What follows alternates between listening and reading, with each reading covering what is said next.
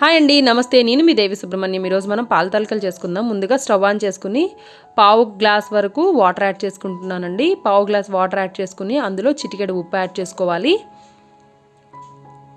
చిటికెడు ఉప్పు, తర్వాత 2 టేబుల్ స్పూన్స్ వరకు బెల్లం యూస్ చేస్తున్నాను. మనం ఈ రెసిపీ చేయడానికి ఒకటే మెజరింగ్ కప్ కానీ గ్లాస్ కానీ యూస్ చేసుకోవాలండి. నేను ఇదే గ్లాస్ని కంటిన్యూ ఈ రెసిపీలో ఈ వాటర్కి కానీ పిండికి కానీ దేనికైనా కూడా నేను ఇదే గ్లాస్ యూస్ చేస్తున్నాను. ఈ విధంగా బెల్లం బాగా కరిగించుకోవాలి. బెల్లం కరిగిన తర్వాత వేడిగా ఉండగానే మనం ముందుగా తాలికల పిండి రెడీ చేసుకోవాలండి. ఇది బియ్యపిండి. మనం రొటీన్గా ఇంట్లో బియ్యపిండి ఉంటుంది కదండి, ఆ బియ్యపిండిని ఒక గ్లాస్ తీసుకున్నాను.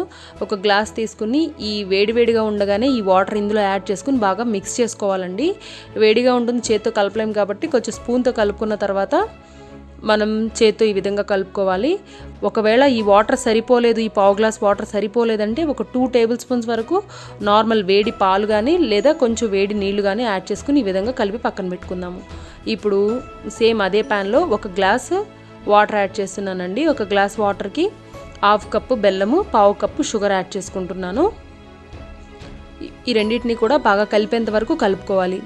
మనకి వినాయక చవితికి కంపల్సరీ ఈ రెసిపీ కదండి.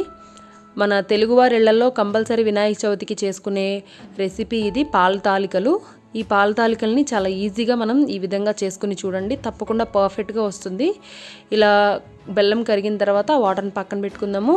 సేమ్ పొయ్యి మీద మనం ఒక వెడల్పుగా ఉండే ఒక గిన్నె పెట్టుకుని ఆ గిన్నెలో 3 కప్పుల వరకు 3 గ్లాసుల వరకు వాటర్ యాడ్ చేసుకుంటున్నాను. సేమ్ అదే గ్లాస్ యూస్ చేశానండి. కంప్లీట్గా నేను మిల్కే యూస్ చేశాను, వాటర్ ఏమి యాడ్ చేసుకోలేదు. ఈ పాలు మరిగేంతలోపు మనం తాలికలు చేసుకుందాం. ఈ విధంగా తాలికలు చేసుకోవాలండి. ఈ విధంగా తాలికలు చేసుకున్న తర్వాత పాలు మరిగిన తర్వాత అందులో యాడ్ చేసుకోవాలి మనం. చూడండి, ఈ విధంగా కొంచెం పాలు మరిగిన తర్వాత తాలికల్ని ఈ విధంగా యాడ్ చేసుకోవాలండి. నేను చేసుకున్న పిండిని 3 భాగాలు చేసి 3 సార్లుగా యాడ్ చేశాను. ఎందుకంటే తాలికలు ఎప్పుడు ఒకేసారి యాడ్ చేసుకోకూడదు. యాడ్ చేసుకున్నట్లయితే మనకి ఒకే దగ్గర గట్టిగా శుద్ధలా అయిపోయి సరిగ్గా ఉడకవండి. కాబట్టి ఒక 5-10 నిమిషాలు గ్యాప్తో స్లోగా మనం ఇది కుక్ చేసుకోవాలి లో ఫ్లేమ్లోనే. ఫస్ట్ టైం యాడ్ చేశాను కదా, ఈ విధంగా యాడ్ చేసుకున్న తర్వాత లో ఫ్లేమ్లో కొంచెం లైట్గా కలపాలండి, ఎక్కువ కలపకూడదు. కలిపినట్లయితే తాలికలు విడిపోతాయి. స్లోగా నిదానంగా అడుగు అంటకుండా నిదానంగా కలుపుకోవాలి. కలుపుకున్న తర్వాత సెకండ్ టైం కూడా యాడ్ చేస్తున్నాను.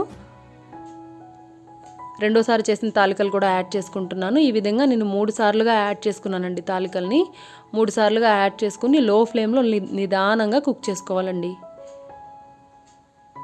మూడోసారి కూడా యాడ్ చేసేసుకున్నాను. యాడ్ చేసుకున్న తర్వాత నిదానంగా లో ఫ్లేమ్లో బాగా కుక్ చేసుకోవాలి.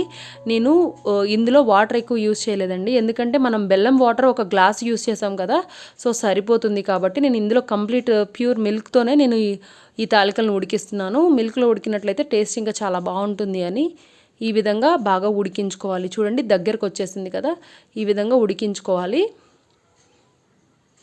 ఈ విధంగా ఉడికిన తర్వాత మనం ముందుగా తాలికలు చేసుకున్న పిండి ఉంది కదండి, దానిలో ఒక టీ స్పూన్ వరకు పిండిని సపరేట్ ఉంచి కొంచెం వాటర్ కలుపుకుని ఇందులో యాడ్ చేసుకున్నట్లయితే మనకి ఇంకా తాలికలు ఇంకా చిక్కగా ఉంటాయండి, టేస్ట్ కూడా బాగుంటుంది.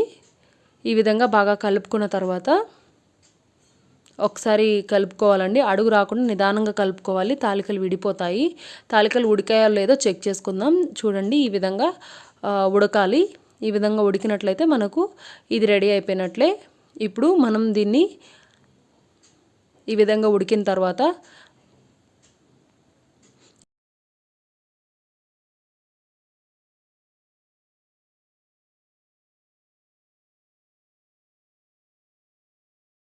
బాయిల్ చేసి పెట్టుకున్న బెల్లం వాటర్ ఉంది కదా, ఆ వాటర్ని కూడా స్ట్రెయిన్ చేసుకోవాలి. మనకి ఇందులో డస్ట్ పార్టికల్స్ వస్తాయండి, అవన్నీ సపరేట్ చేసుకోవడానికి ఈ విధంగా వడపోసుకోవాలి.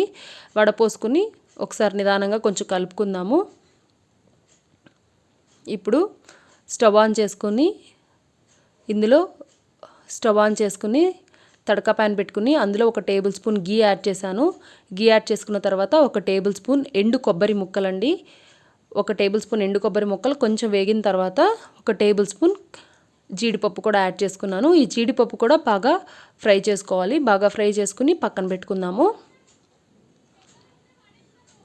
ఇప్పుడు మనం రెడీ చేసి పెట్టుకున్న తాలికలు ఉన్నాయి కదండి, ఆ తాలికల్లో ఒక టీ స్పూన్ వరకు ఇలాచీ పౌడర్ యాడ్ చేసుకోవాలి. మనం ఫ్రై చేసి పెట్టుకున్న డ్రై ఫ్రూట్స్ కూడా యాడ్ చేసుకోవాలి.